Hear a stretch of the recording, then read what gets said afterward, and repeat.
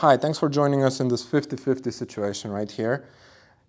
What you have to know about 50-50 is that it is not 50-50. It is the same symmetrical position, that's why it gets its name. But if I know more about it than Austin here, this is heavily tilted in my favor.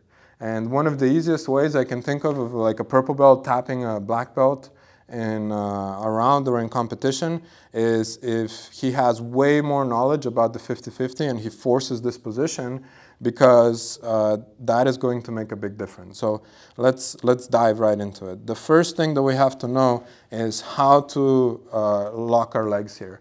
Because we both have the same position, we can both attack from it. So in most cases, the best defense is going to be offense. That's what we're going to cover. But when it comes to defense, this figure 4 position right here used to be how most people locked up their 50-50. The problem with it is that it's very stationary, and he's already maneuvered into a better position just by turning his knee down, and I'm kind of locked into place here. So the much more modern position is going to be crossing your ankles like this, and then making this a moving target. He's going to want to attack this ankle right here. So I'm just going to keep moving it around while maintaining a pinch and connection on his leg, like so. Now, there's two downsides to him going for a full-on figure 4 position. The first one is that it's actually pretty easy to open. I go and I lie down, I karate chop the top of his foot, getting to the inside here, and then I move my forearm to the ground here. And now from here, I'm also turning my own leg down like this. I can capture his heel and start attacking. The other detriment here is that this foot is actually pretty exposed. So if I know that my legs are nice and protected and I create some space here, I can attack with a toe hold. And we're going to cover toe holds briefly. The one thing you have to know about toe holds is that they work a lot better when the person's hips are fully controlled. And in this case, once I get it here, because I have him locked into 50-50, this might actually be effective. Nick Rodriguez in a UFC Fight Pass actually managed to break Gordon Ryan's foot this way. I mean, Gordon Ryan, besides being good, he's also extremely tough and has talked his way into a position where he can never tap in a competition ever. So he was able to escape and still win the match. Now we're going to look at how to start attacking from the 50 position using this more modern approach. So let's look at that. The first concept here is that whoever gets the outside of their thigh on the ground will have a better situation here. So what this will have me do is actually at some point unlock my legs and kind of connect them together like this, or just barely cover the front of my foot so that he can't attack me. Let's look at how to separate his legs in this case. So we start in the same position. I'm going to immediately start going to my right side, turning towards the inside.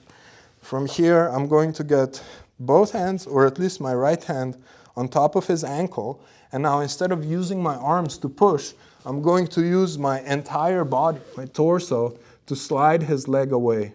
And what I'm doing here is I'm actually targeting some of the weaker muscles in his leg, the adductors here, which are going to have a hard time resisting against my arm. From here, the other hand goes on the heel, and I start pushing it towards me. The first thing that we'll look at here is an option to just bail, just get out of it.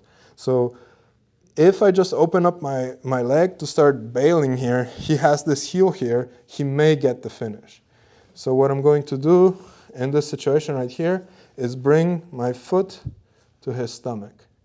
Now from here, I'm going to lift this up and bring the knee to the inside. Once I have this inside position here, I just start pushing up, getting on top, and maybe even passing the guard, best case scenario.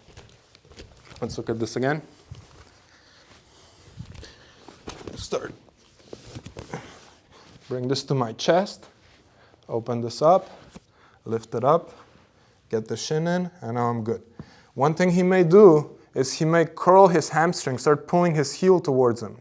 Yeah, go for it a little bit more. Yeah, exactly. So he may do this. And now I'm not going to be able to lift his leg up enough to get my shin in. So I'm just going to put my foot in, and it's going to achieve the same result. Actually, I might be able to push him even further if I just want to back out to start approaching his guard on my own terms.